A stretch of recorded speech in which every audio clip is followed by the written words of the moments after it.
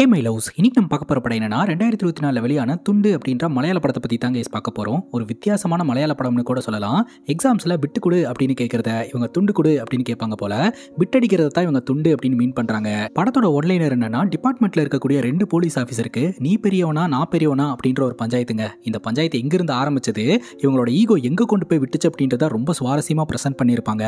ஆனால் இந்த படத்துக்கு எதுக்கு துண்டுன்னு பேர் வச்சாங்க, அதுக்கான விளக்கத்தையும் இந்த வீடியோவில் பார்த்துடலாம். இது வரைக்கும் நீங்கள் இன்னும் நம்ம சேனலை சப்ஸ்கிரைப் பண்ணல அப்படின்னா சப்ஸ்கிரைப் பண்ணி வச்சுக்கோங்க. நீங்க பார்த்துட்டு இருக்கிறது சரண் என்டர்டைன்மெண்ட். நான் தான் சரண். வாங்க வீடியோக்குள்ள போலாம். படத்தோட ஸ்டார்டிங் சீன்ல ஒரு ஸ்கூலை காட்டுறாங்க. இந்த ஸ்கூல்ல இன்டர்னல் எக்ஸாம் ஒன்று நடக்க போகுதுங்க. அங்க இருக்கக்கூடிய மாணவர்கள்லாம் ஒரு மாதிரி டென்ஷனா இருந்துட்டு இருக்காங்க. எக்ஸாம் நினைச்சு கிடையாது, இன்னும் ஹீரோவோட பையன் வரலையே அப்படின்ட்டு. டீச்சர் அந்த இடத்துக்கு வந்து என்னடா பண்ணிட்டு இருக்கீங்க, உள்ள வர ஐடியா இருக்கா இல்லையா, எல்லோரும் உள்ள வாங்க அப்படின்னு சொல்ல எல்லா மாணவர்களும் உள்ள போயிடுறாங்க. இன்னும் ஹீரோவோட பையன் வரலையே அப்படின்ட்டு எல்லோருமே டென்ஷன்ல உட்காந்துக்கிட்டு இருக்காங்க. ஹீரோடைய பையன் கொஞ்சம் லேட்டா தான் அந்த இடத்துக்கு வரான். அப்பதாங்க மாணவர்களுடைய முகத்துல ஒரு வெளிச்சமே தெரியுது. இவன் வரதுக்கும் இவனுங்கெல்லாம் சந்தோஷப்படுறதுக்கும் என்ன சம்பந்தம் அப்படின்னு கேட்டீங்கன்னா, இவன் உள்ள வரும்போதே ஒரு டேபிள்லையும் ஒரு பொருளை வச்சுட்டு வந்துகிட்டு இருக்கிறான். எக்ஸாமுக்கு பென்னு, பென்சில், ஸ்கேலு, ரப்பரு எல்லாத்தையும் எடுத்துட்டு வருவாங்க இல்லையா, அதை எல்லாத்தையுமே பார்த்தீங்கன்னா ஒரு டேபிளில் வைக்கிறான். ஒன்றுலேயும் ஒரு பிட்டு இருக்குதுங்க. தக்காளி, இதில் இப்படி ஒரு பிட்டு வைக்க முடியுமா அப்படின்னு ஆச்சரியப்படுற அளவுக்கு எல்லாத்துலேயும் ஒரு பிட்டை வச்சு எடுத்துட்டு வந்திருக்கிறாங்க. பொண்ணுங்க, நாங்களும் உங்களுக்கு ஒன்றும் சலிச்சவங்க கிடையாது அப்படின்ட்டு கையில் போட்டிருக்கிற மருதாணியிலெல்லாம் பிட்டு எழுதிட்டு வந்து ஜம்முன்னு எழுதிக்கிட்டு இருக்காங்க. இதில் ஒற்றுமையாக இருக்கிறானுங்களோ இல்லையோ, காப்பி அடிக்கிறதுல ஒற்றுமையாக இருக்கிறானுங்க. ஒருத்தன் ஒரு கொஸ்டினை கம்ப்ளீட் பண்ணி முடிச்சதுக்கு அப்புறம் அந்த ஒரு பிட்டை இன்னொருத்தனுக்கு பாஸ் பண்ணுறது, அதுவும் டீச்சரோட கண் பார்வையில் கொஞ்சம் கூட படாம அவ்வளோ நேக்கா சம்பவத்தை பண்ணிக்கிட்டு இருக்கானுங்க கைஸ். குறிப்பா கால்குலேட்டர் எடுத்துட்டு போயிட்டு கால்குலேட்டர்ல எங்கேயுமே எந்த ஒரு கீறல் கூட படாம கால்குலேட்டர் டிஸ்பிளேவை டச் பண்ணா அப்படியே சரசரமா உள்ள இருந்து வரும் கைஸ். அதை வச்சு எழுதுறது. இந்த ரூம்ல எவனுமே உத்தமம் கிடையாது. எல்லாரும் போட்டி போட்டு பிட்டு காப்பி அடிச்சுக்கிட்டு இருக்கானுங்க. இப்போ ஹீரோட பையன் அடிஷனல் கேட்கறான். டீச்சர் அடிஷனலை கொடுத்துட்டு கிளம்பும் போது தெரியாதனமா வாட்டர் பாட்டில தட்டி விட்டுறாங்க. அப்போ வாட்டர் பாட்டிலோட மூடியும் கலண்டுருது. ஆனா தண்ணி கீழே சிந்தவே இல்லை. என்னடா அது அப்படின்னு வாட்டர் பாட்டில் எடுத்து கவுத்தி பார்த்தா ஃப்ரண்ட்ல பிளாஸ்டிக் போட்டு ஒட்டி வச்சிருக்கான். மூடியில பிட் எழுதி வச்சிருக்கான். தண்ணி பட்டுச்சுன்னா அழிஞ்சிடும் இல்லையா. டீச்சர் பார்த்து பையன் வசமா மாட்டிக்கிட்டான். அங்க கட் பண்ணா ஹீரோ இன்ஸ்பெக்டர் கூட சேர்ந்து வழக்கமான ரோந்து பணியில ஈடுபட்டு இருக்காருங்க. அப்ப ஹீரோட போன் அடிக்கிற சவுண்ட் கேக்குது. பேபி, உன் போன் அடிக்குது பாரு அப்படின்னு சொல்ல ஹீரோ போனை அட்டன் பண்ணா ஸ்கூல்ல இருந்து தான் கால் பண்ணியிருக்காங்க. உங்க பையனை பத்தி பேசணும், உடனே ஸ்கூலுக்கு வாங்க அப்படின்ட்டு நேரா இன்ஸ்பெக்டர் கிட்ட போயிட்டு இந்த மாதிரி பையனோட ஸ்கூல்ல இருந்து கால் பண்ணி வர சொல்லியிருக்காங்க சார், என்னன்னு தெரியல, போயிட்டு வந்துடுவா அப்படிங்கும் போது, சரி ஓகே, இந்த ஆட்டோக்காரன் குடிச்சிட்டு வண்டி ஓட்டி இருக்கிறான், போற வழியில இந்த ஆட்டோவையும் இந்த ஆட்டோக்காரனையும் ஸ்டேஷன்ல ஒப்படைச்சிட்டு போயிரு அப்படின்னு சொல்ல, சரிங்க சார் அப்படின்ட்டு ஹீரோ இந்த ஆட்டோ கிட்ட வராரு. ஆட்டோ டிரைவர் நான் ஓட்டுறேன்ட்டு உள்ள வந்து உட்கார்றாரு. நீ எல்லாம் ஒன்றும் ஓட்ட தேவையில்ல, பின்னாடி போய் உட்காரு அப்படிங்கும் போது, இல்லை சார் நான் தெளிவாக தான் இருக்கேன், நான் ஓட்டுறேன் அப்படிங்கும் போது, அதெல்லாம் ஒன்றும் வேண்டாம், பின்னாடி உட்காரு அப்படின்ட்டு ஹீரோ ஆட்டோவை ஸ்டார்ட் பண்ணி ஒரு திருகுறாரு. ஃப்ரண்ட்ல ஒருத்தன் ஸ்கூட்டியில் வந்து அடிச்சு அப்படியே கீழே விழுந்து அன்கான்சியஸ் ஆயிடுறான். பப்ளிக் எல்லாம் ஒன்று கூடிடுறாங்க. ஒரு பெரிய சம்பவமே ஆயிடுதுங்க. அது மட்டும் இல்லாமல் அந்த இடத்துல சிபின் அப்படின்ற போலீஸ் ஆஃபீஸர் இருக்கிறாரு. அவர் வந்து என்னன்னு பார்க்க சொல்லும் போது அவர் ஹீரோ பார்த்து ஒரு மாதிரி ஸ்மைல் பண்ணிட்டே வந்துகிட்டு இருக்கிறாருங்க. ஆக்சுவலா அவருக்கும் ஹீரோக்கும் தான் ஆகவே ஆகாது. 2 பேருக்குள்ள ஈகோ பஞ்சாயத்து எடுத்துட்டு இருக்குங்க. அப்புறம் ஹீரோ ஜீப்ல உட்கார வச்சு கூட்டிட்டு போயிட்டு இருக்காங்க. இந்த சிபின் ஹீரோவை பார்த்து எகத்தலமா தான் சிரிச்சுக்கிட்டு இருக்காரு. அப்புறம் ஹீரோவோட பையன் ஸ்கூல்ல கொண்டாந்து டிராப் பண்ணிட்டு, இங்கே தானே உன் பையன் படிக்கிறான், நீ என்ன எதுன்னு போய் பார்த்துட்டு வா, மற்றதெல்லாம் நான் பார்த்துக்கிறேன், நீ ஒன்றும் கவலைப்படாத அப்படின்னு இன்ஸ்பெக்டர் சொல்லிடுறாரு. சரின்னு கேட்டுட்டு ஹீரோவும் ஹெட் மாஸ்டரை மீட் பண்றதுக்காக போனா ஹெட் மாஸ்டர் ஹீரோ பிடிச்சி திட்டிக்கிட்டு இருக்காங்க. உங்க பையன் என்ன வேலை பார்த்துருக்கான் தெரியுமா, இங்க பாருங்க அப்படின்னு சொல்லிட்டு டேபிள்ல இருக்கிற எல்லா விஷயத்தையும் காட்டுறாங்க. இவன் பயங்கரமா பிட் அடிச்சு வச்சிருந்திருக்கான். இவனால ஸ்கூலுக்கே கெட்ட பேரு. இது லாஸ்ட் அண்ட் ஃபைனல் வார்னிங்கா விடுறேன், இன்னொரு வாட்டி இந்த மாதிரி பண்ணானா டிசியை வாங்கிட்டு போயிட வேண்டியதுதான் அப்படின்னு சொல்ல, இந்த ஒரு வாட்டி மன்னிச்சு விட்டுருங்க மேடம், அடுத்த வாட்டி இது நடக்காத மாதிரி நான் பார்த்துக்கிறேன், நான் வாக்கு தரேன் அப்படின்ற மாதிரி சொல்லி மன்னிப்பு கேட்டுட்டு அதுக்கப்புறம் பையனை அந்த இடத்துல இருந்து கூட்டிட்டு வராருங்க. இப்போ ஹீரோ இடிச்சு ஆக்சிடென்ட் பண்ணார் இல்லையா, அந்த நபர் அன்கான்சியஸான நிலையில ஹாஸ்பிட்டல்ல இருக்கிறாருங்க. அவருடைய அப்டேட்ஸை தெரிஞ்சுக்கிறதுக்காக 2 கான்ஸ்டபிள்ஸ் வந்திருக்காங்க.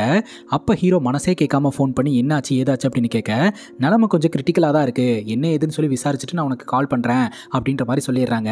ஹீரோ மனசே இல்லாம அந்த இடத்துல இருந்து தன்னோட பையனை கூப்பிட்டு வீட்டுக்கு போறாருங்க.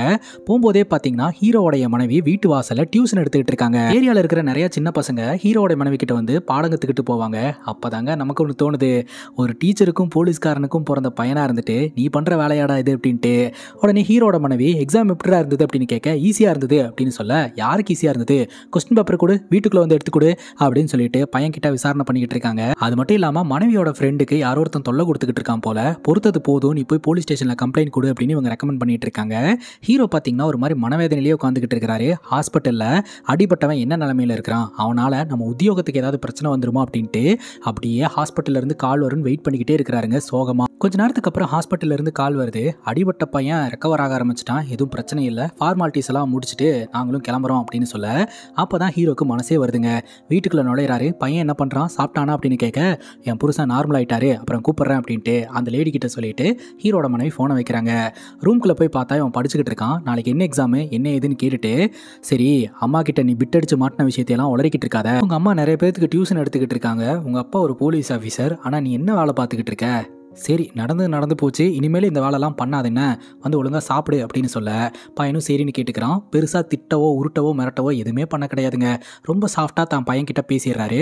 அடுத்த நாள் வழக்கம் போல் டியூட்டிக்கு இவர் கிளம்புறாரு. சொன்னதெல்லாம் ஞாபகம் இருக்குல்ல, ஒழுங்காக எக்ஸாம் எல்லாம் பண்ணு அப்படின்ட்டு அந்த இடத்துல இருந்து ஹீரோ ஸ்டேஷனுக்கு போகிறாருங்க. அப்போ இன்ஸ்பெக்டர் ஹீரோ வர சொல்லி, நம்ம ஹீரோ ஆக்சிடென்ட் பண்ணார் இல்லையா, அந்த பையனோட வீட்டு சைடில் இருந்து ஹீரோ மேலே கேஸ் கொடுத்துருக்காங்களா, நீ அதை பற்றிலாம் ஒரி பண்ணிக்க தேவையில்ல, நம்ம தான் இன்வெஸ்டிகேஷன் பண்ணுவோம், எதுவும் ப்ராப்ளம் வராமல் பார்த்துக்கலாம் அப்படின்ற மாதிரி சொல்லி அனுப்பி வைக்கிறாருங்க.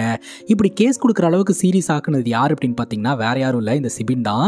ஆக்சிடென்ட் நடந்த அப்பவே பார்த்தீங்கன்னா அவரோட மச்சானுக்கு ஃபோனை போட்டு, பேபி ஒருத்தனை இடிச்சு ஆக்சிடென்ட் பண்ணிட்டான், இந்த விஷயத்தை பெருசாக்கணும், நீ என்ன பண்ணுறனா ஹாஸ்பிட்டலுக்கு போயிட்டு அவங்க குடும்பத்தினர்கள் கிட்ட வாக்குமூலம்லாம் வாங்கி அடுத்த கட்ட நடவடிக்கையை ஆரம்பி அப்படின்ற மாதிரி போட்டு விட்டுருப்பாரு. ஏன்னா ஹீரோக்கும் சிபினுக்கும் ஆகாது, அதனால தான் இப்படிலாம் பண்ணிட்டு இருக்கிறாரு. இப்போ ஹீரோவும் ஒரு கான்ஸ்டபிளும் பார்த்தீங்கன்னா வேற ஒரு ஆக்சிடென்ட் கேஸில் வாக்குமூலம் வாங்குறதுக்காக ஹாஸ்பிட்டல் வந்திருப்பாங்க. அப்போ அந்த நபர் அட்மிட் ஆயிருக்கிற அதே வார்டில் தான் பார்த்தீங்கன்னா ஹீரோ இடிச்சு ஆக்சிடென்ட் பண்ணார் இல்லையா, அந்த நபரையும் வச்சிருப்பாங்க. அந்த நபருடைய அம்மா வந்து போலீஸ்காரன் இடிச்சிட்டானா ஆச்சா போச்சா அப்படின்னு சொல்லி பயங்கரமா கத்திக்கிட்டு இருப்பாங்க. வார்த்தைக்கு வார்த்தை ஹீரோவை திட்டி இது எல்லாம் ஹீரோட காதில் விழுந்துகிட்டு இருக்கும். ஆக்சுவலா ஹீரோ தான் இடிச்சாரு அப்படின்னா உங்களுக்கு தெரியாது, யார் இடிச்சாங்க அப்படின்னு யாரும் அவங்க பேரண்ட்ஸ் கிட்ட எல்லாம் ரிவீல் பண்ணியிருக்க மாட்டாங்க. ஹீரோக்கு அந்த வார்த்தையை கேட்கும்போது ஒரு மாதிரி கஷ்டமா இருக்கும். உடனே நீங்களே வாக்குமூலம் வாங்குங்க, நான் வெளியே வெயிட் பண்றேன் அப்படின்னு சொல்லிட்டு வெளியே வந்து டென்ஷன் தம் போட்டுக்கிட்டு இருப்பாரு.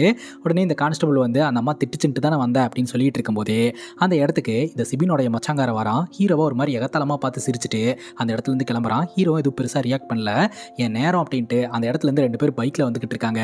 நாய் நாய் நாய் அப்படின்னு சொல்லும்போது ஹீரோ சடன் பிரேக்கை போட்டு கீழே விழுந்து ஹீரோக்கும் பின்னாடி உட்காந்துக்கிட்டு இருந்த கான்ஸ்டபிளுக்கும் பலமாக அடிப்படுது. 2 பேர்த்தையும் தூக்கிட்டு போய் ஹாஸ்பிட்டலில் வச்சிருக்காங்க. இப்போ ஸ்டேஷனில் சிபின் வழக்கமான விசாரணையில் ஈடுபட்டு இருக்கும்போது இந்த சிபினோடைய மச்சாங்காரன் ஃபோனை போட்டு ஹீரோக்கு பலமாக அடிபட்டிருக்கு, ஹாஸ்பிட்டல் அட்மிட் பண்ணியிருக்காங்க அப்படின்ற தகவலை சொல்கிறாருங்க. இப்போ ஹீரோக்கு அடி கம்மி தான், பின்னாடி உட்காந்துட்டு வந்தார் இல்லையா, அவருக்கு பலமாக அடிபட்டிருக்கு. அவரை பார்க்கறதுக்காக வரும்போது அவர் கேட்குறாரு, நீங்கள் அந்த நாயை பார்க்கவே இல்லை தானே அப்படின்ட்டு. ஹீரோ அப்படியே பார்க்குறாருங்க. அப்போ ஹீரோவோட வாழ்க்கையில் நடந்த ஒரு சின்ன ஃப்ளாஷ்பேக்கை காட்டுறாங்க. இந்த சம்பவம் 6 மாதத்துக்கு முன்னாடி நடந்தது. டாக் ஸ்குவாட்ல இருந்த டாக் பார்த்தீங்கன்னா இறந்து போயிருந்திருக்கும். அந்த டாக்னால நிறைய நல்ல விஷயம் நடந்திருக்கு அப்படின்ட்டு முக்கியமான அதிகாரிகள்லாம் அந்த டாகோட இறப்பில் அஞ்சலி செலுத்துறதுக்காக வந்திருப்பாங்க. டாக் ஸ்குவாட்ல இருக்கக்கூடிய நவீன் அப்படின்றவர் அங்கே ரொம்ப எமோஷனலாகி அழுதுகிட்டு இருப்பாருங்க. அதே நிகழ்ச்சிக்கு இந்த சுபினோடைய மச்சாங்காரனும் கலந்துருந்துருப்பான். ரொம்ப போர் அடிக்குதுன்னு வெளியே இருக்கக்கூடிய டீ கடையில் வந்து, எதுக்கு இப்படி அழுதுகிட்டு இருக்காங்க, நாய் தானே இறந்து போச்சு, அவங்க அப்பாவா இறந்தாங்க, இதெல்லாம் ஒரு காரணம், நம்மளையும் காலங்காத்தால கூப்பிட்டுட்டு அப்படின்னு கமெண்ட் அடிக்க கரெக்டாக ஹீரோ அங்கே தான் உட்காந்துக்கிட்டு இருப்பாரு. இவர் கமெண்ட் அடிச்சதை பார்த்து முறைச்சிக்கிட்டே கிட்ட வர கரெக்டாக சுபின் வந்து உங்களை உள்ளே கூப்பிட்றாங்க சார் அப்படின்னு சொல்லிட்டு நம்ம ஹீரோ உள்ளே கூப்பிட்டு போயிடுவாரு. அப்பெல்லாம் பார்த்தீங்கன்னா ஹீரோவும் சுபினும் எந்த பிரச்சனையும் இல்லாமல் நார்மலாக தான் இருந்திருக்கிறாங்க. ஆனால் ப்ரெசென்ட்ல சுபின் ஹெட் கான்ஸ்டபிளுக்கான எக்ஸாம் எழுதி ஹெட் கான்ஸ்டபிள் ஆயிட்டாருங்க. ஹீரோவோட ஒரு கிரேட் அதிகம். ஹீரோ பார்த்தீங்கன்னா நம்ம சுபினுக்கு மரியாதை கொடுக்கக்கூடிய நிலைமை வந்துருச்சு. இப்போ ஸ்டேஷனில் ஒரு ஃபங்க்ஷன் நடந்துட்டு இருக்குங்க. அப்போ போயிட்டு ஹீரோ இன்ஸ்பெக்டர் கிட்ட எனக்கு ஒரு 2 நாள் லீவ் வேணும் சார் அப்படின்னு லீவ் கேட்குறாரு. அப்போ சுபின் அப்படியே சைஸாக சொல்கிறாரு, இல்லை சார் நாளைக்கு அந்த மீட்டிங் இருக்குது இந்த மீட்டிங் இருக்குது அப்படின்னு சொல்லிட்டு ஹீரோக்கு லீவ் கொடுக்கக்கூடாது அப்படின்னு இன்டெரக்டாக சொல்கிறாரு. கொஞ்சம் எகத்தாளமான சிரிப்போட. இன்ஸ்பெக்டர் பார்த்தீங்கன்னா சரி இப்போ நான் என்ன ஏதுன்னு பார்த்துட்டு சொல்கிறேன் அப்படின்னு அனுப்பி வச்சிடறாங்க. ஆரம்ப காலகட்டத்தில் இவங்க 2 பேரும் நல்லா தான் இருந்தாங்க. எதனால் இவங்க 2 பேரும் சண்டை போட்டுக்கிட்டாங்க அப்படின்னு ஹீரோ கூட இருக்கிற போலீஸ் ஆஃபீஸர் கேட்கும்போது இதை பற்றி நம்ம அப்புறம் பேசலாம் அப்படின்ற மாதிரி சொல்லிடுறாருங்க. இப்போ ஸ்டேஷனில் இருக்கக்கூடிய பழைய பொருட்களை எல்லாம் கலெக்ட் பண்ணிட்டு போகிறதுக்காக ஒரு நபர் வந்திருக்கிறாரு. அங்கே சீனியர் போலீஸ் ஆஃபீஸர் நின்று அவருக்கு என்னென்ன பொருளெல்லாம் கொடுக்குறோம் அப்படின்லாம் ரெக்கார்ட் பண்ணி வச்சுக்கிறாரு.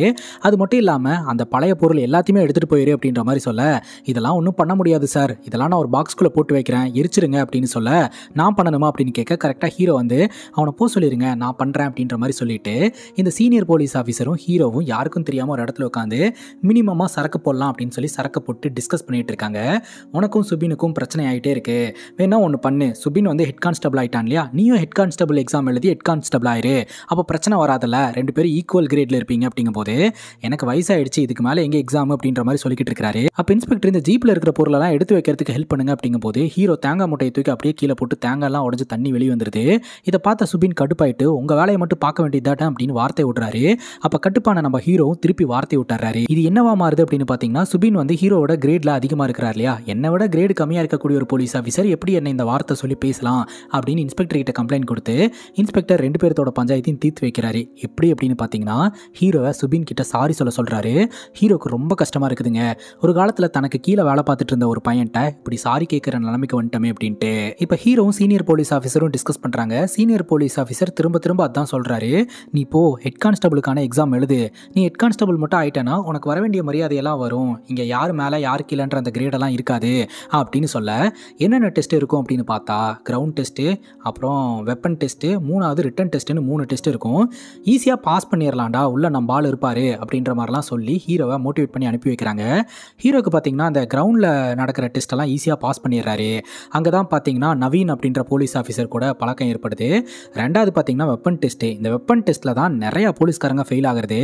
ஏன்னா ஆரம்ப காலகட்டத்தில் இந்த வெப்பன்ஸ் எல்லாம் பார்த்து வச்சுருந்துருப்பாங்க. சர்வீஸ்க்கு வந்ததுக்கப்புறம் பெருசாக இந்த கன்னெல்லாம் மறந்து போயிருக்கும். அந்த வெப்பன் டெஸ்ட்டில் நிறையா போலீஸ்காரங்க ஃபெயில் ஆகுறாங்க. ஆனால் ஹீரோ கொஞ்சம் ப்ராப்பராக ட்ரைனிங்லாம் எடுத்துகிட்டு வந்து உட்கார்றாரு. வைவா மாதிரி டேபிள் முழுக்க ஏகப்பட்ட கன்று வச்சுருப்பாங்க. இதில் எது வந்து SLR அப்படின்னு சொல்லி அங்கே இருக்கிற போலீஸ் ஆஃபீஸர் கேட்பாரு.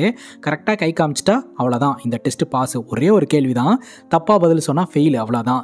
இப்போ ஹீரோ கிட்ட எது SLR அப்படின்னு கேட்க ஹீரோ கரெக்டாக காமிச்சிடுறாரு. 2வது டெஸ்ட்லையும் பாஸ் பண்ணிடுறாரு. 3வது டெஸ்ட்டை பார்த்து தான் ஹீரோ ரொம்பவே பயப்படுறாருங்க. ஹீரோக்கு ட்ரைனிங் கொடுக்குறவர் என்ன சொல்கிறாரு அப்படின்னா, சிம்பிளான கொஸ்டின்ஸ் தான் கேட்பாங்க. போலீஸ் ரெக்கார்ட்ஸு, அப்புறம் கேரளா போலீஸோடைய ஆக்டிவிட்டி, இது மாதிரியான கொஸ்டின்ஸ் தான் வரும், கவலைப்படாத.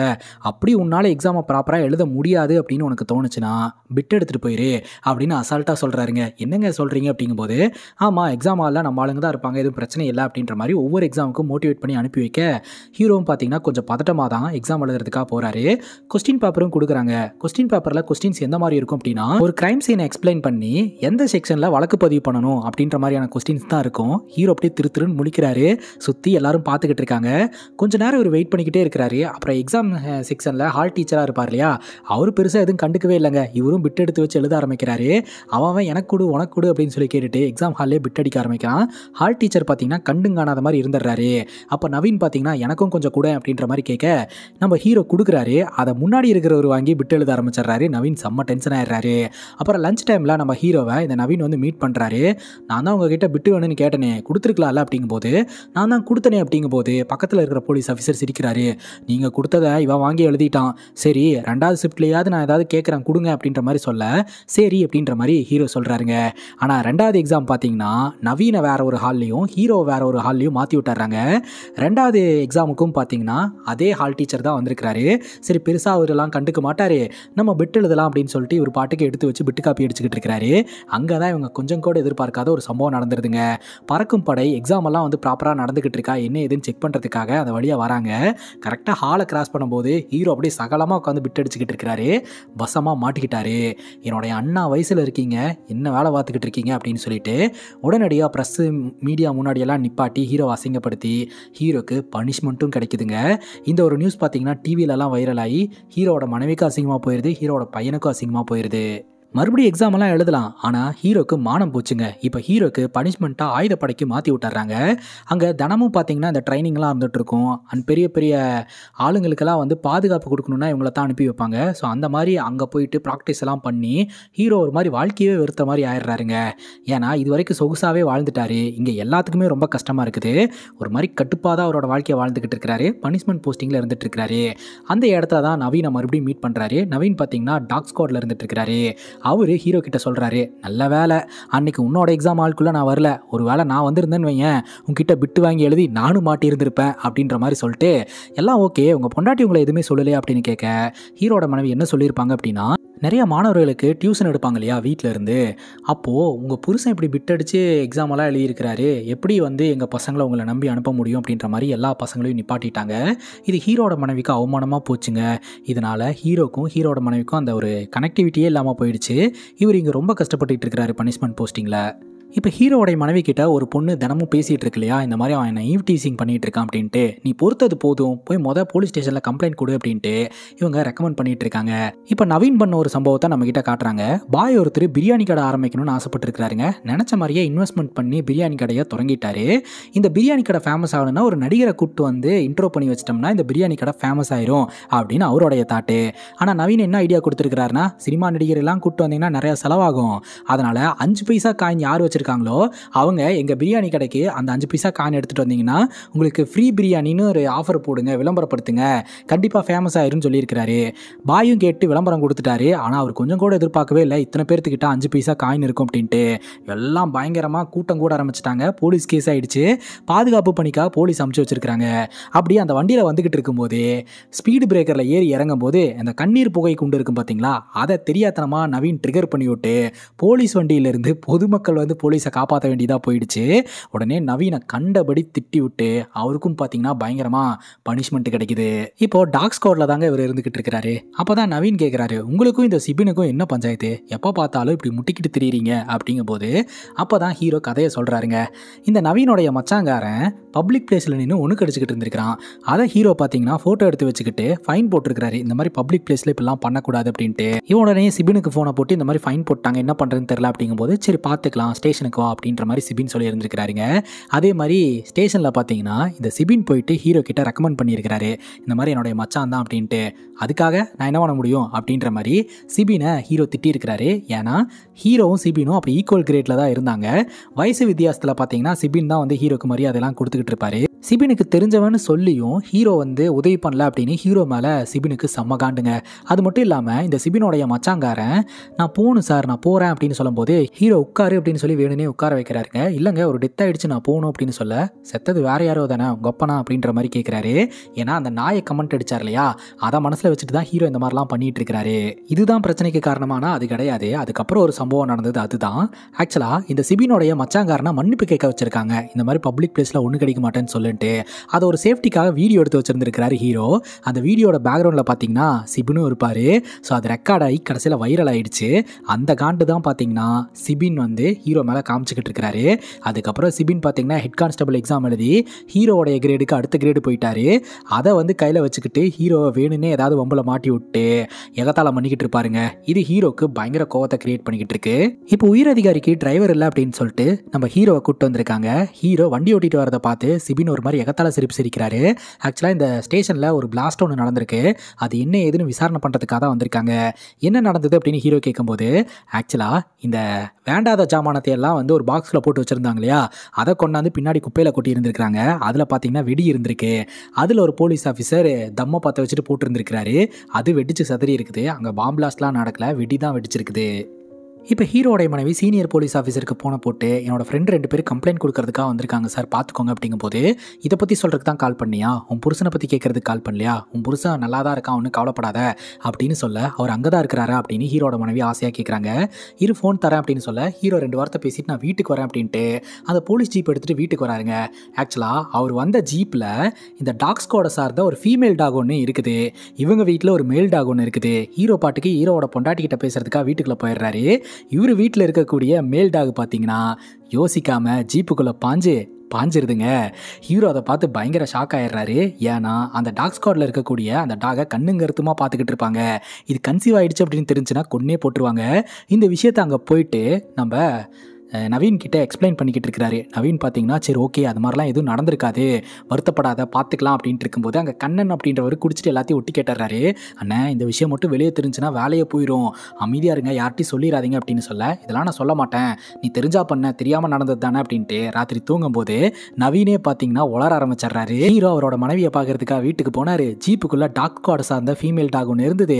அவர் வீட்டில் இருந்த மேல் டாகு இந்த டாக் மேலே பாஞ்சு பெரிய பஞ்சாயத்து ஆயிடுச்சு அப்படின்ட்டு இது எல்லாத்தையும் கேட்டுறாங்க. பெரிய பஞ்சாயத்து ஆயிடுதுங்க.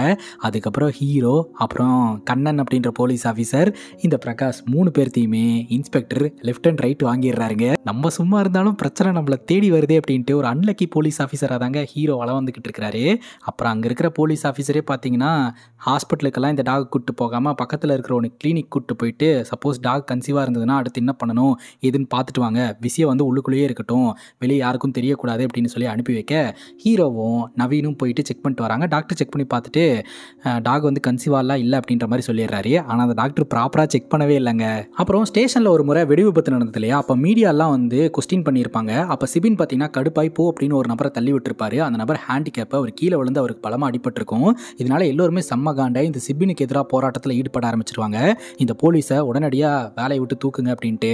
இப்போ உயரதிகாரிக்கும் என்ன பண்ணுறதுன்னு தெரியல. பயங்கர ப்ரெஷர் காரணமாக சிபினை கூப்பிட்டு நீ எதுக்கு அவனை தள்ளி விட்ட அப்படின்னு கேட்க அவன் ஹேண்டிகேப் தப்புன்னு எனக்கு தெரியாது, யதார்த்தமாக தான் நான் தள்ளினேன், அவன் கீழே விழுந்துட்டான் அப்படின்னு சொல்ல, இப்போ என்னால் எதுவும் பண்ண முடியாது, சஸ்பென்ஷன் ஆர்டர் வந்துருச்சு, கிளம்பு அப்படின்ற மாதிரி சொல்லி அனுப்பி வச்சிடறாரு. டெம்பரரி சஸ்பென்ஷன் தான். கரெக்டாக சிபின் ஸ்டேஷனை விட்டு வெளியே போகிறாரு. ஹீரோ இந்த பனிஷ்மெண்ட்டெல்லாம் முடிச்சுட்டு ஸ்டேஷனுக்குள்ளே என்ட்ரு ஆகிறாருங்க. 2 பேரும் ஒருத்தரை பார்த்துக்கிறாங்க. அதுக்கப்புறம் பார்த்தீங்கன்னா இந்த 2 பொண்ணுங்க வந்து கம்ப்ளைண்ட் பண்ணாங்க இல்லையா, ஈவ் டீசிங் அப்படின்னு சொல்லிட்டு, அந்த பொண்ணுங்க யார் மேலே கம்ப்ளைண்ட் பண்ணியிருக்காங்க அப்படின்னா இந்த சிபினோடைய மச்சாங்காரனால தான். இந்த ஸ்டேஷனில் இருக்கக்கூடிய போலீஸ் ஆஃபீஸர் ஃபோன்லேருந்து கால் போகலான்ட்டு ஹீரோட ஃபோன்லேருந்து கால் பண்ணுறாங்க. மச்சானோடைய நம்பர் ஹீரோ சேவ் பண்ணி வச்சிருக்கிறாரு. இதுவே போதும், அவனையும் பழி வாங்கிக்கலாம் அப்படின்னு சொல்லிட்டு ஹீரோ வந்து அவனையும் பழி வாங்குறதுக்கான ஏற்பாடு பண்ணுறாரு. அது மட்டும் இல்லாமல் ஹேண்டிகேப்னு ஒருத்தர் வந்து சிபினுக்கு எதிராக போராட்டத்தில் ஈடுபட்டார் இல்லையா, அவரு கூட ஹீரோ வச்ச ஆள் தான் அப்படின்றது தெரிய வருது. ஸோ ஹீரோ தான் பார்த்தீங்கன்னா இந்த 2 பேர்த்தையுமே பக்காவாக பிளான் பண்ணி பழி வாங்கி இருந்திருக்கிறாரு. இந்த ஒரு சுச்சுவேஷனில் சீனியர் போலீஸ் ஆஃபீஸர் என்ன சொல்கிறாரு அப்படின்னா, இப்போ சிபின் வந்து சஸ்பென்ஷனில் தானே இருந்துட்டு இருக்கான், அவன் திரும்ப ரீஜாயின் ஆகும்போது நீ மறுபடியும் அவனுக்கு கீழே வேலை பார்க்குற மாதிரி தான் இருக்கும், அவன் ரீஜாயின் பண்ணுறதுக்குள்ள நீ மறுபடியும் ரிட்டன் எக்ஸாம் எழுதி பாஸ் பண்ணிட்ட அப்படின்னா 2 பேர் ஈக்குவல் கிரேடுக்கு வந்துடுவீங்க அப்படின்னு சொல்ல ஹீரோ யோசனை பண்ணுறாருங்க. அதுக்கப்புறம் ஹீரோ பார்த்தீங்கன்னா தான் பையன்கிட்ட போய் உட்காந்து கொஞ்சம் நேரம் பேசுகிறாரு, தன்னோட பழைய கதையெல்லாம் பேசுகிறாரு. அதுக்கப்புறம் ஒழுங்காக ப்ராப்பராக எக்ஸாம் எழுதி இவர் வந்து அந்த ஹெட் கான்ஸ்டபிள் அப்படின்ற போஸ்டிங்க்கு வந்துடணும் அப்படின்னு நினைக்கிறாரு. அதுக்காக இவர் ப்ராப்பராக படிக்க ஆரம்பிக்கிறாருங்க. அதே சமயம் ஹீரோவோட பையனும் இனிமேல் பிட்டடிக்க மாட்டான் அப்படின்ட்டு அப்பனும் அவனும் வீட்டில் உட்காந்து படிக்க ஆரம்பிக்கிறாங்க. கிடைக்கிற நேரத்தையெல்லாம் வேஸ்ட் பண்ணாமல் நல்லா படிக்க ஆரம்பிக்கிறாங்க. ஹீரோ இந்த எக்ஸாமுக்கும் பக்காவாக ப்ரிப்பேர் ஆகிட்டாருங்க. இப்போ ஹீரோ எக்ஸாம் எழுதுறதுக்காக போகும்போது ஹீரோட பையன் அப்பா இந்த பெண்ணில் எக்ஸாம் எழுதுங்க அப்படின்ற மாதிரி சொல்லி அனுப்பி வைக்கிறான். இப்போ ஹீரோ எக்ஸாம் ஹாலில் உட்காந்து எழுத ஆரம்பிக்கிறாருங்க. ப்ராப்பராக எழுதுறாரா அப்படின்னு கேட்டிங்கன்னா இல்லைங்க, மறுபடியும் தலைவன் பிட்டு கொண்டு வந்திருக்கிறாரு. யாருக்கும் தெரியாமல் ஒழிச்சு வச்சு பிட்டடிச்சு தான் எழுதிக்கிட்டு இருக்கிறாரு. அந்த நேரம் பார்த்து எகைன் பறக்கும் படை வந்துடுறாங்க. கரெக்டாக பறக்கும் படை உள்ளே வந்து ஹீரோட கர்ச்சீஃபை எடுத்து பார்க்குறாங்க, பிட் ஏதாவது வச்சிருக்கிறாரான்ட்டு. எதுவுமே இல்லை, திருந்திட்ட போலையே. சரி எக்ஸாம் நல்லா பண்ணு அப்படின்னு சொல்லிட்டு அவர் வெளியே போயிடுறாரு. மீடியா கிட்டலாம் பார்த்தீங்கன்னா லாஸ்ட் டைம் பிடிச்சதுனால இப்போ திருந்தி எல்லோருமே ஒழுங்காக எக்ஸாம் எழுதிட்டு இருக்காங்க அப்படின்ற மாதிரி சொல்லிட்டு அவங்க போயிடுறாருங்க. ஆனால் ஹீரோ பார்த்தீங்கன்னா 2 கர்ச்சீஃப் எடுத்துகிட்டு வந்திருப்பாரு. ஒரு கர்ச்சீஃபில் பிட் எழுதி வச்சிருந்திருப்பாரு, இன்னொரு கர்ச்சீஃப் எம்டியாக இருக்கும். பறக்கும் படை உள்ளே வராங்க அப்படின்னு தெரிஞ்ச உடனே டக்குன்னு அந்த கர்ச்சீஃபை ரீப்ளேஸ் பண்ணியிருப்பாருங்க. அதனால தான் அவங்க கிட்ட மாட்டாமல் தப்பிச்சிருந்திருப்பாரு. அது மட்டும் இல்லாமல் பையன் இப்படியெல்லாம் நேக்காக பிட் அடிப்பான் அப்படின்ட்டு அதெல்லாம் தெரிஞ்சு வச்சுக்கிட்டு நம்ம ஹீரோவும் அந்த எக்ஸாமில் நேக்காக மாட்டாத மாதிரி பிட் அடித்து எக்ஸாமையும் ஃபினிஷ் பண்ணிடுறாருங்க. அதுக்கப்புறம் எக்ஸாம்ஸ் ரிசல்ட் வரப்போகுது. நம்ம சிபினும் பார்த்தீங்கன்னா இந்த டெம்பரரி சஸ்பென்ஷன்லாம் முடிச்சுட்டு ஸ்டேஷனில் ஜாயின் பண்ணுறாரு.